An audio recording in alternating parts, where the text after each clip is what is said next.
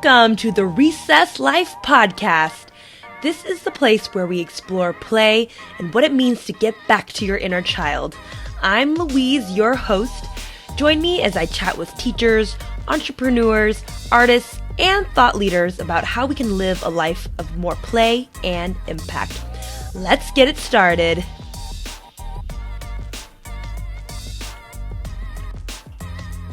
Hello, everyone. Welcome to the first interview of the Recess Life Podcast Season 2.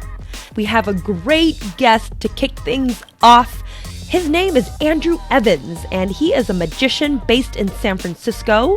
He is the founder of the Magic Patio, an amazing theater space in the Mission District that hosts his shows, and soon he will be hosting the shows of other performers and artists here in San Francisco. He has appeared on the CW show Penn and Teller Fool Us, and he's just an all-around amazing guy. I first learned about Andrew when my friend invited me to attend one of his shows. My good friend Isabel worked with him, and she invited me to come to this magic show one day. Of course, I said, yes, this sounds fun. And when I got to the location, I had to go into this house. I had to walk through this bedroom, which turned out to be Andrew's bedroom, and we entered into this amazing backyard that had seats of all varying levels. I think about 50 to 100 people were crammed into this backyard. And we proceeded to watch this amazing magic show put on by Andrew, and I have just been fascinated by him ever since. A few months ago, I learned that he had opened up a new Magic Patio because he couldn't continue to host shows in his backyard anymore. I just knew I had to get Andrew on the podcast to talk about his journey to opening up the new Magic Patio and how he's gotten to this place in his life. We got to dig into his backstory to learn about how he started doing magic in the first place and how that sense of wonder and curiosity has stayed with him throughout his whole life. Andrew has not always been a full-time magician. When I first learned of Andrew, he was working a full-time job as an engineer at IDEO, a really innovative design firm here in the Bay Area. And even before Andrew worked as an engineer, he's had so many interesting twists and turns in his life. When he was young, he wanted to grow up to design roller coasters. We talk about how his sense of curiosity led him down all these different paths to get him to where he is today. We talked about his decision to quit his job to run the Magic Patio full-time. But there's a twist now. He recently took up a second job that is so fun and exciting, and you'll have to listen to the interview all the way through to find out what it is. I'm not going to spoil it for you right now. Let's just say that it has something to do with wizardry. I hope that's the way you say it. Wizardry. I think you are going to learn a lot from the way Andrew lives his life. I'll catch you at the end of the episode to chat about the nuggets of wisdom that we can learn from Andrew. I'll see you at the end.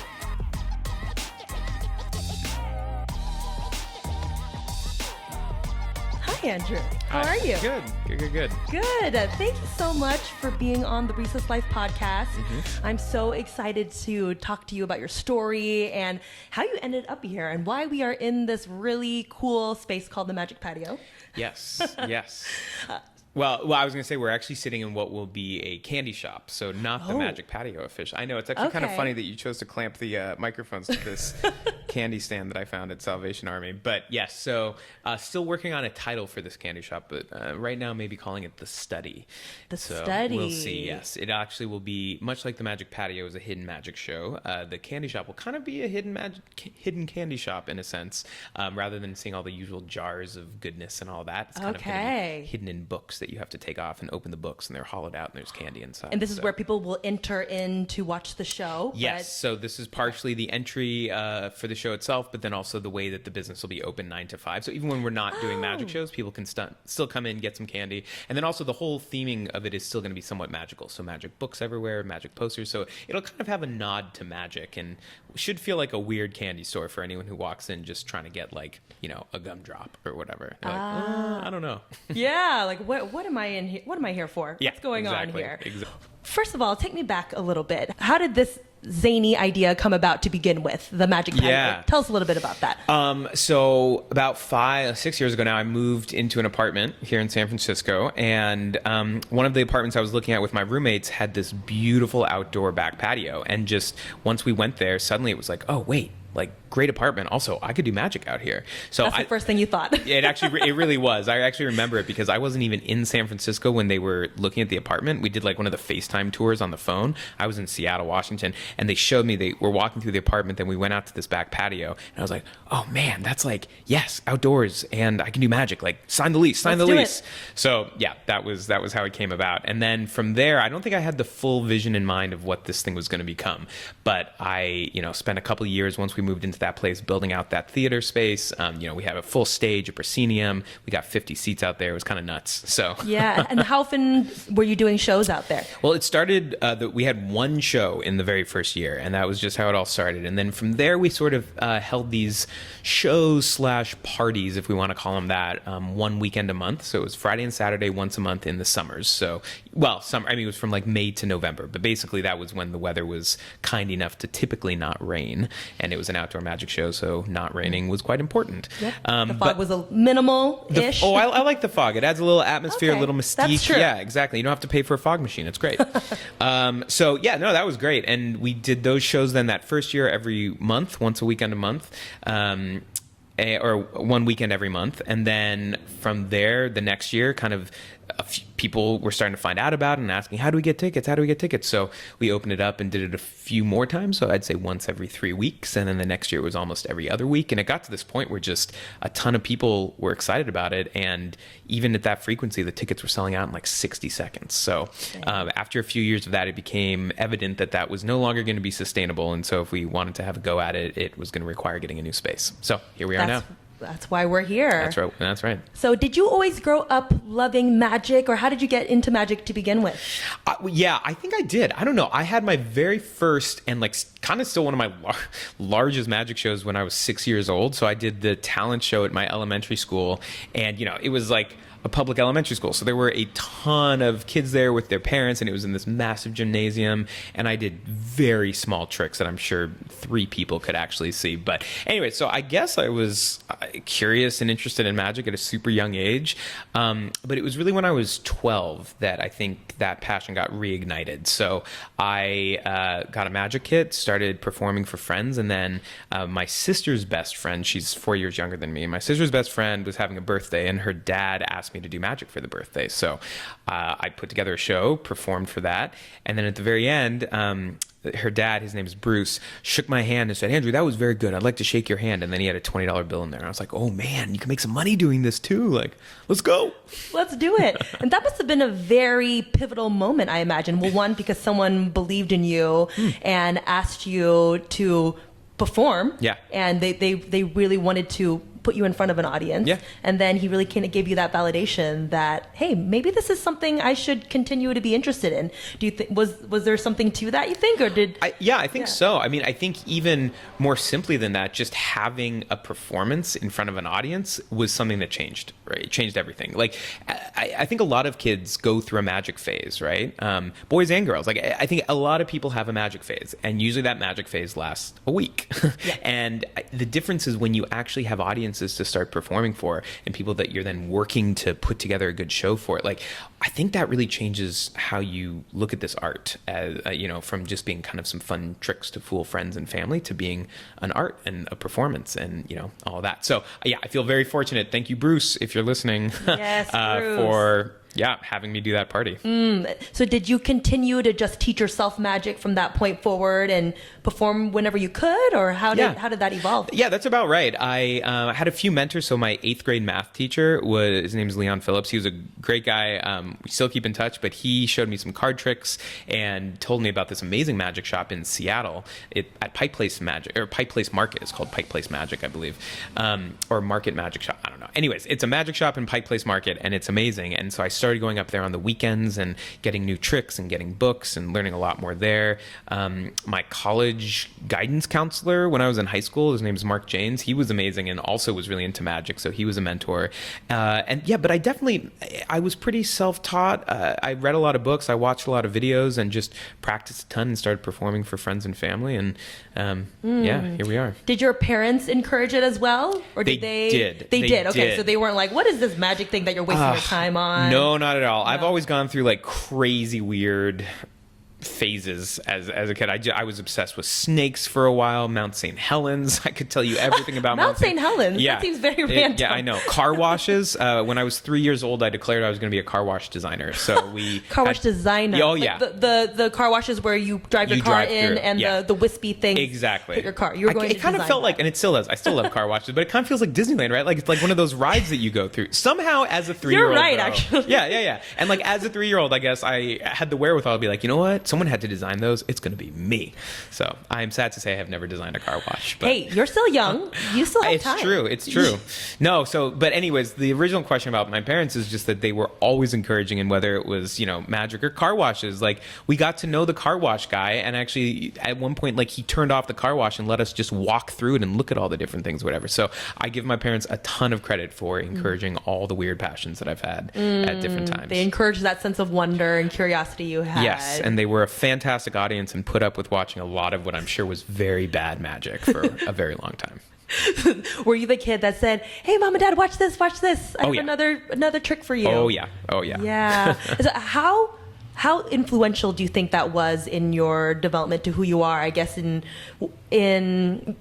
your evolving of a creative person, that encouragement from your parents and from your teachers, your mentors. How important was that? I mean, that's all super important. I think in particular, I mentioned, right, like I always just would go down these deep rabbit holes in some weird way. So, car washes, Mount St. Helens, roller coasters, all that. Like I think that thanks to my parents and teachers who sort of always encouraged any sort of exploration, I never had a sense that something was too weird and too silly not to give it full attention. So, I think that attitude has stayed with me for quite a while, and still to this day is something that I thank them for, and it just gives me permission to go and do all those weird things that maybe spark a little bit of interest or creativity or whatnot. They never made you feel too silly or that you needed to grow out of it. No. There was never any judgment like, yeah, sure, this is a phase, or like, oh yeah, this is as you're a kid you can. It's like no. It was,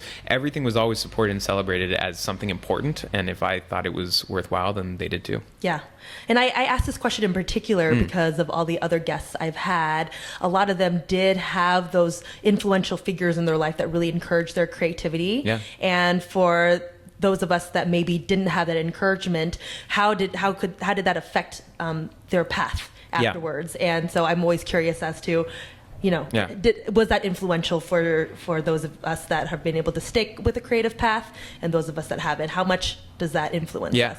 Well, definitely. And I mean, like all the, you have terms like mentors and role models and all that. And maybe there's even a subtle difference there, but another key figure who I think has helped me kind of pursue these passions was a guy named Pete Nelson, who's a treehouse designer. And so for 2 years out of college, I worked for him designing and building like very high-end tree houses in the Seattle area. Tree houses. So tree houses. Are these for kids or adults? No. These are like tree houses. Oh, yeah. These are like very big, very expensive, full houses in trees is a better way to describe it. So, one of the ones I worked on had like a bathroom, a shower, 2 queen-size beds, a full kitchen, all of that. Yeah. These are very, very serious tree houses. But Swiss Family Robinson style. Oh, yeah, exactly. With electricity, though. But okay. And plumbing. So that both of those things help. But I think, seeing someone, he's such a great guy, but also seeing someone who has made an entire career and life out of taking something so fun and whimsical and playful and actually finding a way to bring that into the world in a very serious, well thought out way and make a career of it. So anyways, getting to be around him and see that business evolve for the 2 years I was there, and then also the many years since, has been a huge influence, I think, on making me believe that the Magic Patio could be more than just a backyard magic show. Yeah, he helped you see that it was possible. Very much so. Yeah, that's amazing.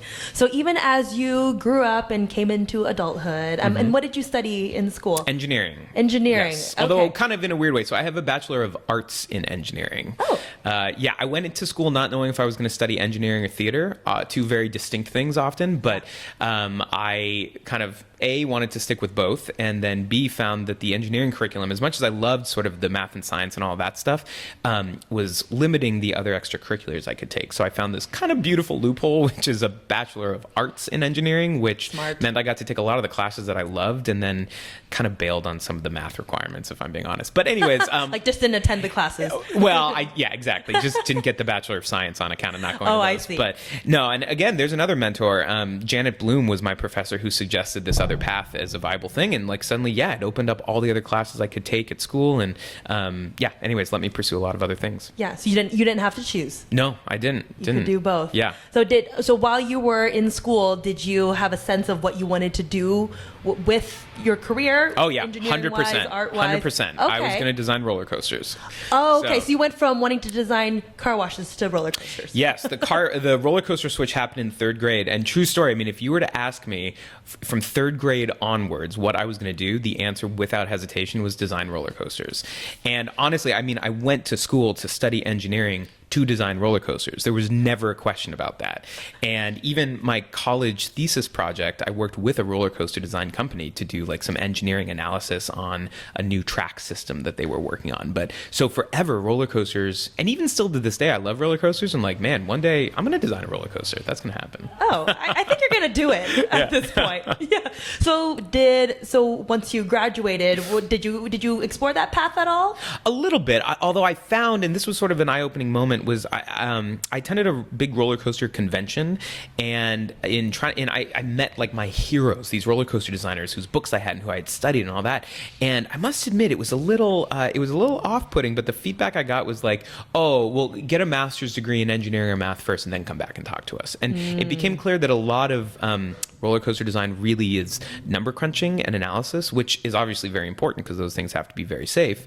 But for me, what I really loved about roller coasters was sort of the whole journey and the story, if you want to call it that, and like all the theming of the rides and kind of everything about it, beyond just the analysis. Sure, and so the creative aspects of it and the experience part of it. Yeah, well, and I mean, for some people, I think math and engineering and analysis is like even a creative pursuit in some ways. Just that's not the exact way that I like applying the creative side, my creative side. So, I still think Disney could be a dream job and like working on how they develop rides and all that. But it became clear that maybe this dream of roller coaster design was not actually the exact thing that I was passionate about in the same way. So, it wasn't so much bailing on that at all, just like redirecting it, right? So actually from there is where I went to start working at the Treehouse place. And I actually think that's like a perfect next step because I was studying engineering, I was doing a lot of set design in theater, and treehouses are kind of the perfect intersection of those two, right? It's engineering. These structures are meant to last for years, decades, and yet it still feels very playful and whimsical in the way that a set does when you design that for theater. Yeah. So how did you find him? How did you find... So I'm from the Seattle area, and so when I went back home after college, I was working actually at my high school directing like their technical theater. They had just built a brand new theater. It's just beautiful, and so I was helping run that. But anyway, so I was in the area, and randomly around Christmas time, I went to Barnes & Noble's when that bookstore was still in existence. I don't know, is it still? I don't even know. I don't think it is. Right. So anyways, went to Barnes & Noble's, and on the 50% off rack, I found this Treehouse book.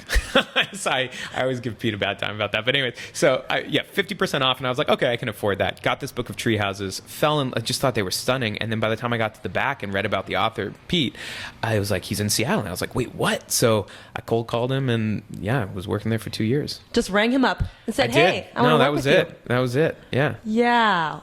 Wow. And I have to just step back to observe how you just did that, because I don't know if many of us would have that sense of curiosity enough to first just pick up a random book about a subject that you probably hadn't read a lot about in advance.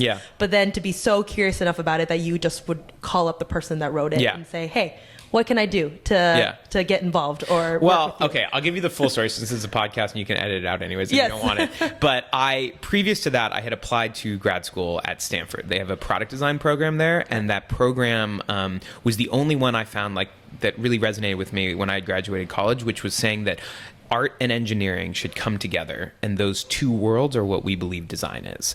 And I was like, oh my God, like that's exactly what I've been trying to articulate for years, that I love both art and performance and writing and nonfiction and creativity and all that, but I also love math and science and engineering and making things and building, and like if only those two things could come together. So I found this grad program that believed in that, and I was like, sign me up, right? So I applied. I had to put together a portfolio, which was the first time I'd ever done that. I was super proud of everything that I submitted. I applied and I got rejected. No. So how dare they? How dare they? But I had made this portfolio in particular, and I was just kind of like, wow, I've actually done some stuff that I think is pretty good and like I'm proud of. And so in that moment of rejection, but also having had to tell this story of what I had been working on for the past mainly 4 years in college. But I was like, oh, okay, like I think I've got something to offer the world. So I must admit, I had this like real boost of confidence, which is strange because it came from a rejection. Right. But it was like right after that I reached out to Pete and I had my portfolio. So it was really funny. I went in like with my portfolio in hand being like, I'm going to show this guy that all this work I've done. And I met him at Treehouse Point, which is where the company's based. And we walked around the woods. He was showing me tree houses. And at one point, we go down to the river. He's like, Andrew, put your hand in the water with me. Just touch this river, Andrew. And I was like, okay, yeah. And he's like, Andrew, I get good feelings about people. And I get a good feeling about you. I would love to work with you. That's how it happened. That's my Pete Nelson impression. That sounds like a Disney movie. It really was. I know. And I was like, Pete, do you want to like look at my portfolio or anything? He's like, oh my God, I should look at that. But he was just like, no, he was just hiring me on the spot. So anyways, it was kind of funny that this portfolio that I thought was going to be the thing to get me a job, right. He just didn't. He was like, no, I get a feeling about you. Let's go. Yeah. It was your spirit and your energy. Yeah. We're all energy. Or the water in that river, something. But something. Who knows? Something. He just woke up in a really good mood. Yeah. Caught him on a good day. I think Pete's always in a good mood, but yeah. Well, I love that story because you could have easily been defeated and said, okay, well, I guess, I'm not cut out for this. And I guess this bridging of these two worlds together isn't possible because Stanford said, I'm not cut out for this program. Yeah. But instead, you thought, okay, there's something that I'm onto something. I'm going to continue on this path and I'm going to explore it a different way. I think that's the key is exploring, right? Because it's not like, I've always tried to bring these two things together that in a lot of ways, the world says they don't go together.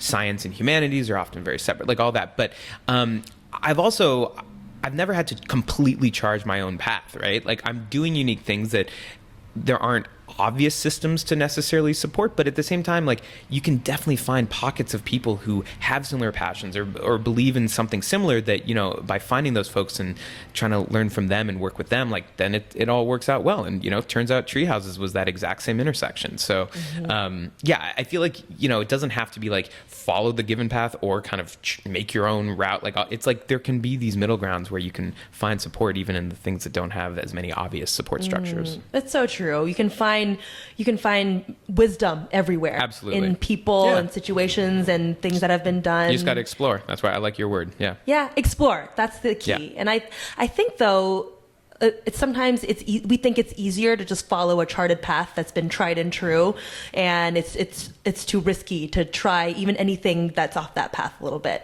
Yeah. So I think if we just adopt that mindset of exploring and just being curious about and staying curious about what you're passionate about and what is the way that you can really make your life work. It's not going to always be easy, but if you stay curious on your path, you'll figure it out. Yeah. So after you were done working with Pete, what was the next iteration of your journey? So then I went to that Stanford program. Okay, so then you made it to Stanford. So they were like, we were wrong. Please come back. Well, no, also they were not wrong. Like this was such an amazing lesson. I was not ready for that program when I applied at all. It wasn't the right time. No, it wasn't the right time. And so I think I wouldn't have gotten as much out of that program as I did by going later. And they wouldn't have gotten as much out of me. Like I just, Sure. Well, so how old were you then once you got in? 23. Okay. I think 23. Yeah. So 23. still young. Yeah. Still really young. Yeah. I mean, so basically I graduated college, spent the next 2 years really working, building the tree houses and all that stuff. And then when I reapplied to the Stanford program, I now had tree houses in my portfolio. And I think that's what they saw. That was like, oh, interesting. This is right? unique. So, but so I did, I still believed that program was maybe the right place for me to end up. Just maybe it wasn't the right time the first time around. So yeah, I reapplied and had grown so much just in so many ways, thanks to working at the treehouse spot for a while. So anyways, that was absolutely the right move. Kudos to them for rejecting me the first time. All right. But then when I went back, that's a 2-year program. So I was there for 2 years, and those were incredibly transformative as well. I mean, it's exactly what I was looking for, which is to say that a very small cohort of folks, it's up to 12 people get into that or go to the program every year. And then there are 2 years worth of lofties, as we called ourselves, who were living and working in this loft. Well, officially just working in this loft, but most of the time we slept there quite often. Anyways. Working and then you would sleep there as well. When you're working until 4 a.m., sometimes you just doze on the couch. But but so it was this group of roughly 24 folks who were just very much like-minded individuals, where everyone kind of had this inclination towards art and something kind of more visual or sculptural or like that. But then also people came from backgrounds in engineering, business, industry. Like, people found themselves in this program from so many different walks of life, and that was incredibly inspirational, and also pushed you to think in ways that were uncomfortable and look at different perspectives. Exactly. That's a huge tenet of design, is like embracing diverse perspectives. And so that was a dream program for 2 years. That's great. And did you continue to do magic on the side for yourself? Absolutely. Or just to learn? That's funny. We haven't really talked about magic yet, but without question, every step of this journey has had magic as part of it. So when I was working with Pete at the tree houses, there would be summer concerts. And so I would open for the bands and do like a 15-minute magic set in the woods, in the tree houses. Like, it was so amazing. And then at Stanford, I did a ton of magic for, classmates and friends and all that kind of stuff. In some of my classes, I integrated magic. So some of my art classes, I actually did a lot of sculptural work where I was using magic techniques as part of the visual design of these sculptures. In another class, I actually ended up coming up with new magic tricks and building them in our shop there, the PRL, Product Realization Lab, is like the big shop space at Stanford. Yep, sorry. And then, so I built 2 tricks in particular, 3 that were really weird and kind of unique. And then I performed them as part of a show when I was in my second year of that master's program. So yeah, magic has always been something that I've managed to integrate. It never left you. Never left you. No. And then you got a full-time job out of school. Yep. Right? And at IDEO? Is that where you went to IDEO? Okay. Mm-hmm. And how long were you at IDEO? I was working there about 5 years how long. And I actually, I was on a leave of absence for a little while. They were very generous to give me some time off to devote, my full days to the Magic Patio. So I've done kind of some unique things over the past couple of years, in conjunction with also working at IDEO. So Got it. Yeah. And while you were working on the Magic Patio, did you have a vision of, someday I'm going to leave my full-time job and do this full-time? Or was it always just, let's just see what happens? And it was always, let's just see what happens. But it's also I guess officially now I left IDEO to come and do this full time. But I still think that for me, having both the design and magic side of things is what makes this magic show very unique, because it's coming from a place of not just magic, but also design. And it's, with a team of folks who are contributing in ways that are not as magicians, right? And so I actually really like splitting my time between the Magic Patio and design. So I still think there's very much a future where I could find myself back at IDEO and working there, and I know they would love that too. So those doors are still open, but I actually sometimes there aren't enough hours in the day, but I really like having things that are not just the Magic Patio to help complement that. Yeah. And again, you, like before, you can have both. You can figure out a way to integrate it into your life, both of them. Yeah. You got to really schedule things carefully and be realistic. You have to prioritize. You have to prioritize. You got to be realistic about how long things take. You got to set goals and make sure you're on track. But you can definitely do that. Yeah, without question. Yeah. How do you manage your time? Do you have anything that you really do to keep yourself on track, keep yourself in check? Oh man, as much as I said like you have to schedule things well, like I'm so bad at scheduling. I'm so bad. I do no, yeah, an assistant who I don't cut in half. But no, I think it's a good question. I don't know. I end up staying up way too late often, like finishing the goals that I set out for myself. But no, what is it? I don't know. I think it's having milestones that you can break out along the way. So even just, in the space that we're sitting in, these shelves have been something that I've been working on for the past 2 weeks, and I hired a painter to paint them. So they have to be done next week because someone's going to paint them. So that's another thing to be accountable, is just working with others who are contributing as well. And then I feel if I'm responsible for someone else, I feel like I actually get that stuff done a lot faster and a lot more efficiently. Whereas if it's just me, man, I tend to procrastinate or just work on some stupid detail for like a week. Totally. You have to almost give yourself consequences for not doing it. Yeah, that's right. That's right. In order to you got to find accountability somehow. And for me, having other people hold me accountable is definitely the right move. Mm-hmm. Yeah. I think that's a very smart move. That's why we have coaches. That's why we have teammates, and that's okay. Yeah. Right. We're not meant to do everything alone either. Definitely. At all. So once you decided / had to move the show, had to move the Magic Patio out of your backyard while you were also, working at IDEO, doing this show on the side, all these things going on. You decided to move the show out of your backyard. How did you happen upon this space? It was very lucky in a sense. I was looking for a space for about a year and looked all over the city and found a couple interesting ones. They fell through. The space that we're sitting in is a block and a half, like 2 blocks away from my apartment. So very close. Worked out better. Really could not have worked out better. But I stumbled upon it one day when I was walking through the neighborhood, and I noticed the for lease sign in the window. I kind of looked through the windows and was like, actually, that space is like, maybe that would work. I think I have very specific geometric requirements for a space. It needed tall ceilings because I wanted to put a stage in. It needed to be long so I could fit an audience. It needed to be wide without having columns that were blocking sight lines. So the space actually checks all those boxes and is 2 blocks away from my apartment. So yeah, very lucky. Here we are. Here we are now, and you just opened up a couple weeks ago. Yes. Started doing some shows. They've been selling out like crazy. Yeah, I was very fortunate that the shows all sold out through August, which was sort of our summer run of shows. So we're going to be releasing tickets for the fall next week, I think, actually, and we'll see how those sell. But probably like hotcakes. I hope so. Just like that. Yeah, but it's an ongoing process. So we opened the theater space and we've been doing the shows, but the space we're sitting in now is still under construction, and this is ultimately going to be that candy shop that'll be open 9 to 5, and people can come and experience this when the shows are not happening. Yes, it's kind of fun to see it in progress. Yeah, I think so.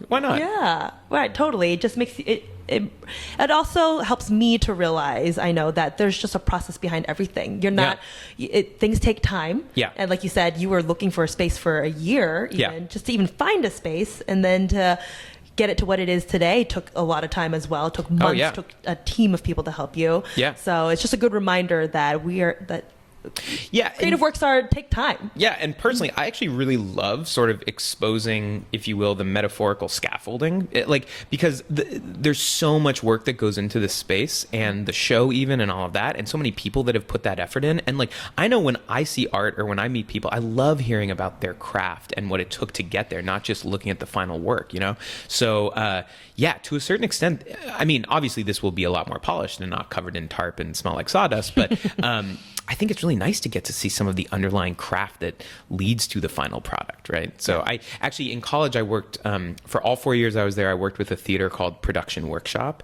And even just in the name of this theater group, Production Workshop, right? It's highlighting that both of those are equally as important, the production itself, but also the workshop, like the process that it takes to get there. Yeah. And so I think even just as a metaphor, that's something that I still really love, is making sure that the effort isn't totally hidden and it feels very raw and human and authentic. Human. Being a creative person is human. Yeah. Right? It's messy sometimes. Sure is. But it's all beautiful. The time, in fact. Yeah, and we shouldn't try to hide that either. I think we're worried about not being perfect sometimes, and so because of that, we're afraid to even try new projects or to even delve into anything different. I think that makes sense. I mean, also just with live entertainment, oh my God, I mean, things go wrong. That's half the fun for an audience. When you're seeing something happen in the moment, like it doesn't always go according to plan. So yeah, you had a trick not go according to plan at the show. Oh, the show oh my God, that was so frustrating. That does not happen often. Okay, like you that painted it off so well. Well, thank you. Yeah, I would say, each show is always a little different. There are moments where things change or you have to adjust on the fly.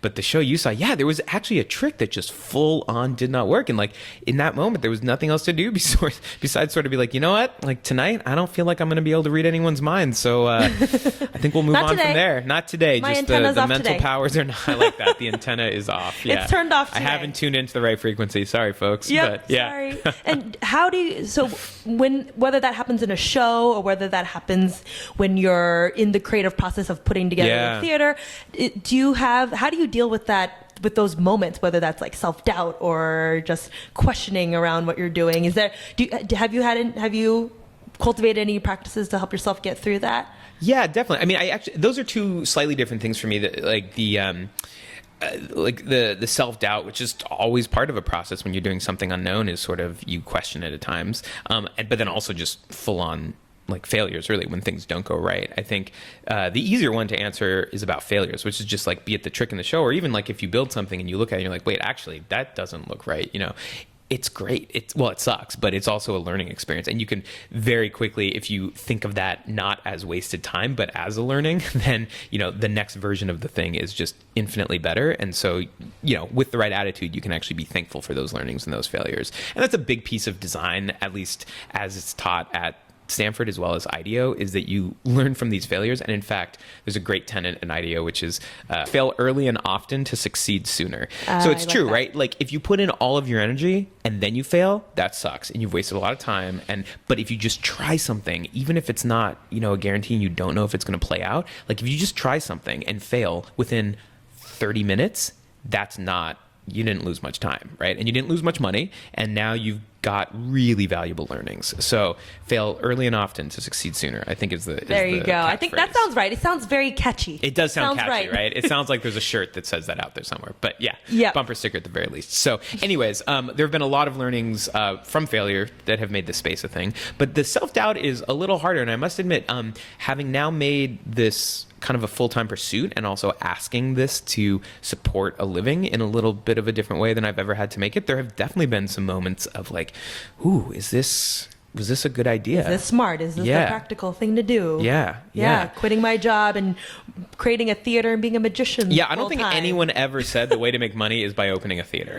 I think that's it's the opposite. If you want to not make money, you should open a theater in San Francisco of all places. It's true, but that's also been a thing where suddenly like this has not just been about how to make a magic show, it's been how to make a business. Mm-hmm. And that, but honestly, like that thinking is very different, but also I love the challenge of that. I really do. And yeah, man, if we made millions of bucks, that'd be sweet. But really the whole idea is to make this sustainable and make it something that can exist in San Francisco while we have this lease, but also that the group of people I work with feels excited to put together and, can get paid to put together and all of that. So that's the big thing for me, is making sure everyone's having a good time and is making enough money to feel like it's worth their effort. So it's keeping that vision, in your head that this is what I'm trying to do, that keeps you going. Yeah, right? Absolutely. Yeah. Absolutely. When that doubt comes in, you're like, okay, just remember why I'm doing this. Yeah. And I think it's really helpful that I have a group of friends I'm doing this with. I just support and a community and like, again, to that issue of someone to be accountable for, right? So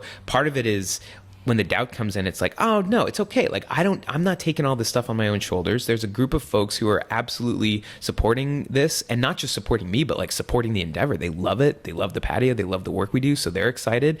But then also, that accountability of like, and I want to make sure everyone still is having a good time doing this. And, no one is like frustrated to show up here and put in the effort. So I think those two things have been huge to help me keep going. We're in this together. Yeah. Definitely. Yeah. Have you had any naysayers or people say, oh, that's interesting, and you know what they're really thinking? Has anyone been like that towards you? I get feedback often, and about specific things, even just being like, oh, maybe the lighting could be different or that kind of stuff. So there's some great learnings from that. But no, I mean, honestly, or maybe if there have been naysayers, I've just completely forgotten and tuned that out. But Good. I feel like everyone has been very, very supportive and very excited for this to exist in San Francisco. Yeah, I think we could all stand to tune out naysayers more. Yeah, sure. And a lot of times those naysayers are in your own head. So that's true. Maybe make friends with it, but don't give it too much time of day. Yeah. At all. So what would you say to someone who has maybe felt like their whole life, I'm not a creative person, and Andrew is special, and so that's why he can do these things, but I shouldn't even try because I would just look silly. Yeah. No, they're probably right. Right. No, you are special. My God. We are correct about that. No, that's such the wrong attitude to have.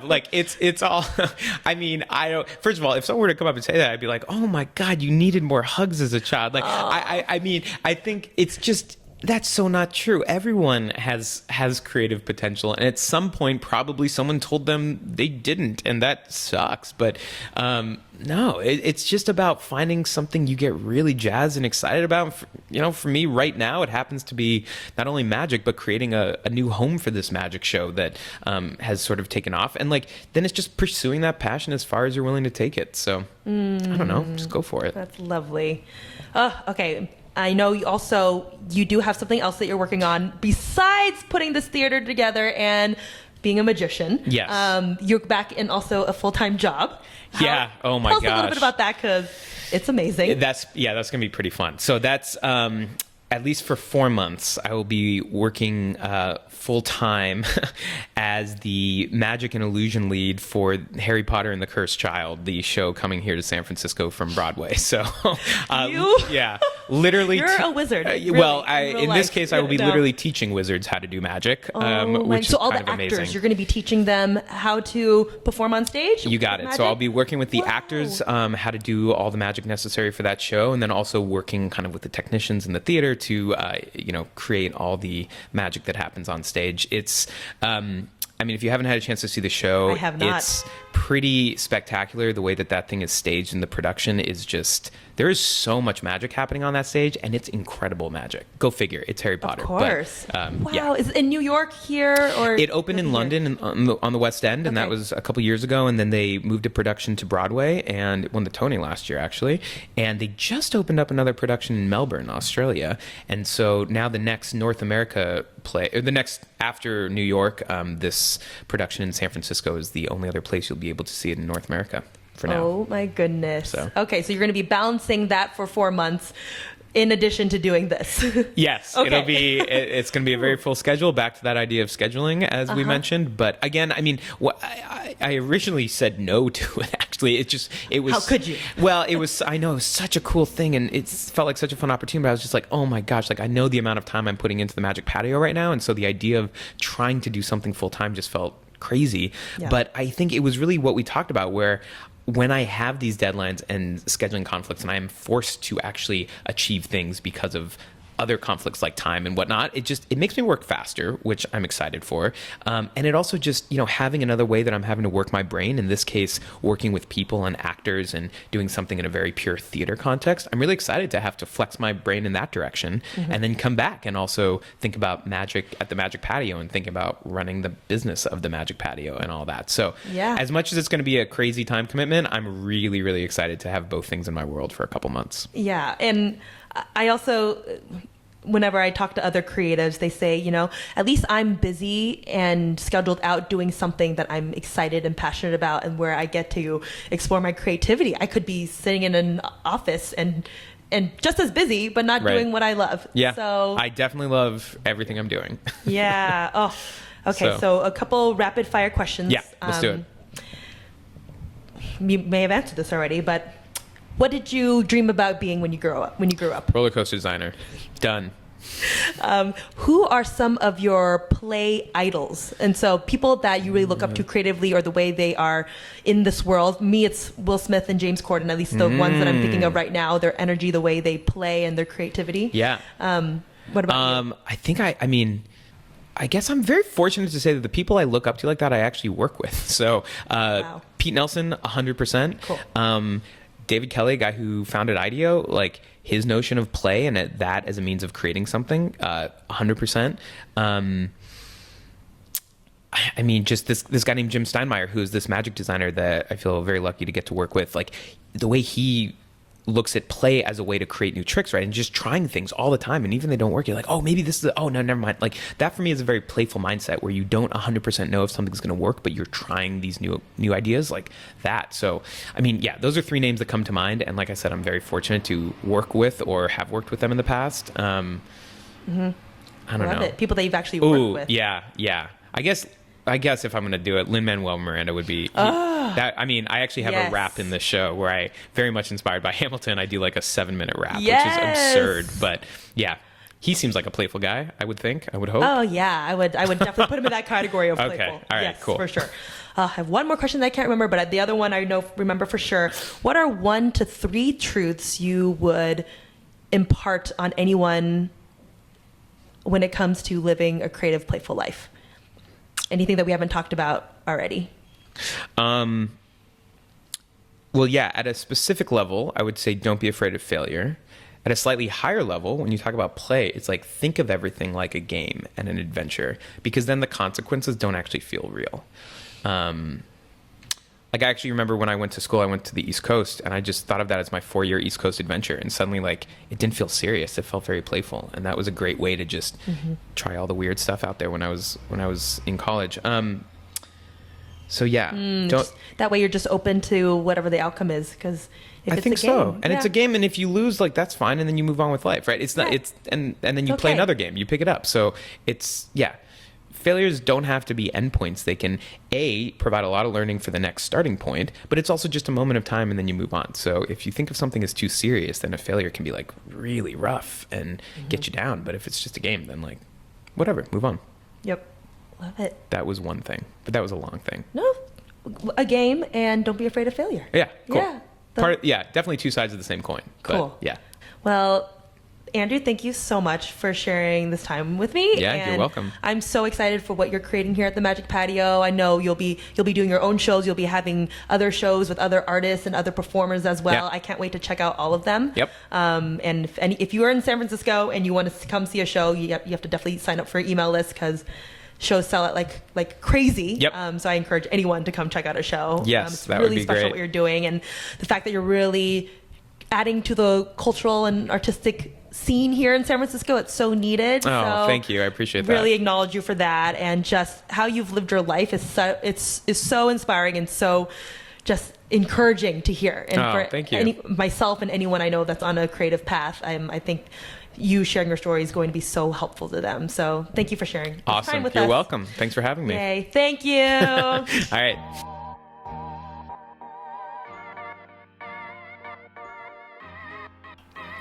That was Andrew Evans, magician and creator of the Magic Patio. I hope you were just as charmed by Andrew as I was. I felt so lucky to be able to talk with him right in the Magic Patio space. I learned a bunch of great things from our conversation, and let's get into those little nuggets. Number 1, no passion is ever too silly to immerse yourself in. When Andrew was a kid, he was fascinated by the car washing machines that you drive through with the big wispy blue brushes.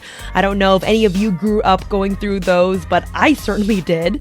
He was fascinated by those machines and even asked the workers to show him how they worked.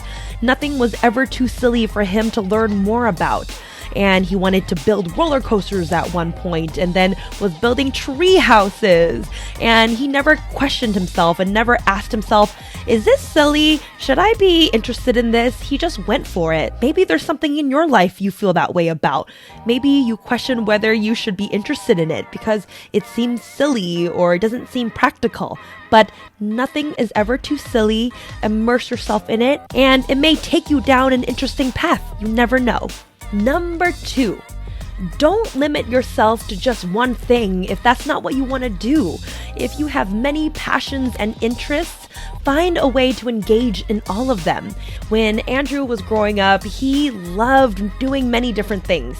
He loved theater and engineering and art and performance, and he didn't want to feel like he ever had to choose, so he didn't. Andrew, for a while, was a full-time engineer as well as being a magician, and now he's mainly a magician, but he used his engineering skills to rebuild the Magic Patio to what it is today. He gutted the space, designed it, built it. He really used his passions and engaged all of himself to create what it is today. And he even mentioned that he may go back to being an engineer someday because he loves being an engineer. You don't have to be one or the other. Number 3. Ask yourself what's the worst that could happen and go for it.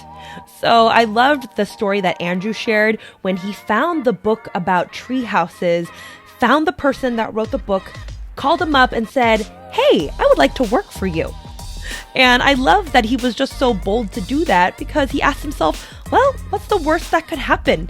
He ended up meeting this gentleman and worked under him for a while, learning how to build luxury tree houses. And it really struck me that that's how Andrew lives his life. He started doing shows in his backyard because why not? He really just goes for it with his life, and it's really inspiring to see someone live their lives that way and to see it pay off the way it has. So ask yourself, what's something I can try or experiment, and why not? Because what's the worst that could happen? Do little tests and experiments to try different things and see where it could lead you. Are you looking for more play in your life?